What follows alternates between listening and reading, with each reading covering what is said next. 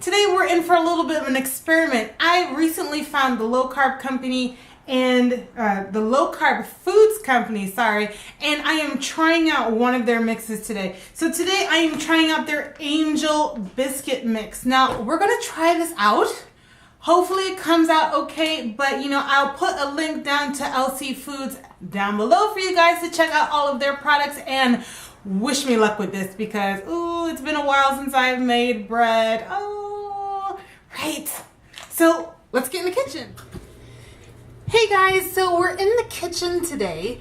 Trying something out. And today we're trying the LC Foods Angel Biscuit Mix. Now this is a great company that has tons of low carb mixes and fresh baked items that you can order. They have brownies and cookies and pancake waffle batter even. It's like insane. So the thing about this company is that they do offer you the opportunity to buy their items already baked.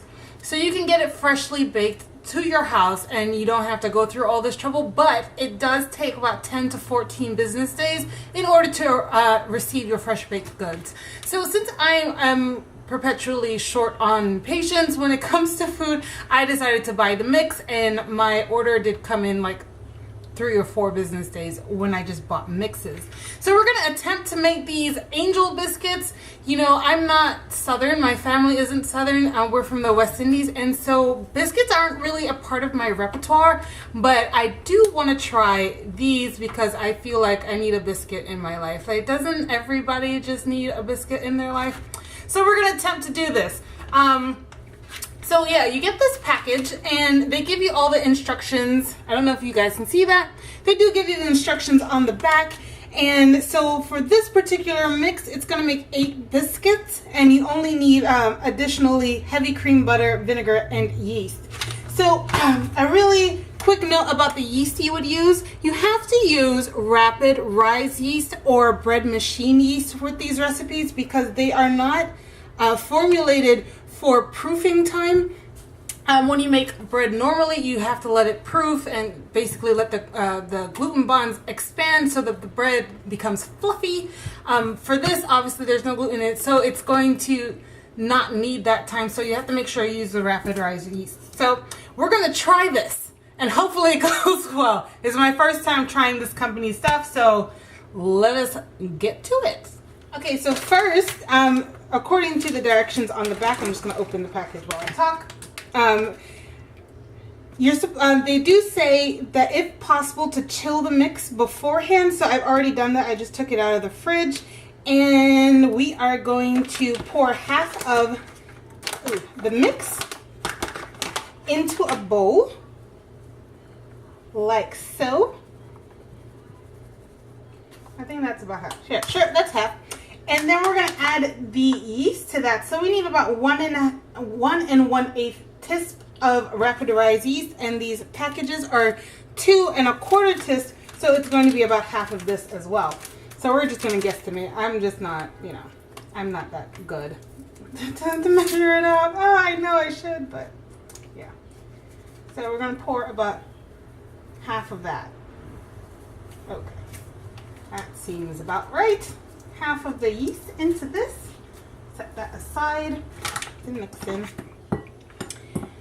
Okay, so for the other half of the biscuit mix, I'm just going to set that aside and pull out my handy dandy food processor because for the other half of the mix, we're going to mix in the butter into it. Now the butter is 6 tablespoons of butter, and it does need to be frozen, and the reason why you want to freeze your butter beforehand is because the cold butter allows it to have that flaky texture, when you bake it. It's having that cold butter, not just out of the fridge, because you do need to process it and it does need to remain cold. Here, so I measured out the 6 tablespoons of the butter that I needed, and then I just chopped it up and threw it into the freezer. So I've already got it in little chunks. So that's already done, and I'm just going to pour that in there. Yay. And hopefully hopefully this works. Like, I've never used this one. It's my sister's own. So I've never used this food processor. Normally I just do it by hand. Right. So if you don't have a food processor, a way to do this step is to take some forks or knives and just run it through until you get that pebbly sand mixture at the end. So I'm going to turn this on. I'm looking for like a sandy texture. I don't know if you guys can see that. You see how it looks like sand now? You don't want it to go too much further than this. This might have gone even a little too far, but yeah, we're going to make it work. You see? It's like that. Together.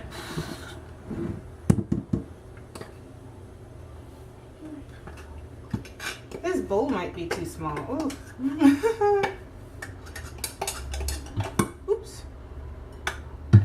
Right. So next step is to combine our water, our vinegar, and heavy cream in a smaller bowl. So we need 7.5 teaspoons of warm room temperature water. For yeast, we want to make sure that the water is never too hot or too cold, because otherwise it won't bloom. So we really need room temperature water. So basically you have to play with your hot and cold dials a little bit to make sure that it's comfortable for them.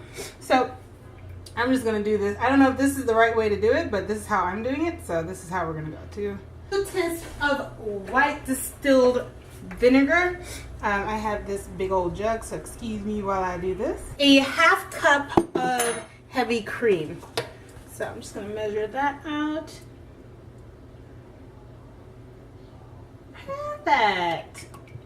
So I'm just going to pour that in there. Right. And stir that up too. Make sure it's nice and mixed. So once you have that mixed up, just pour that into your batter. Now this is where we get a little dirty. They do say on the package to mix it by hand, but just a note here is this: for the same reason that we put the butter into the freezer, we want to make sure that we work really quickly with this, because your hand is hot and it will make melt the butter that we went through all that trouble to do.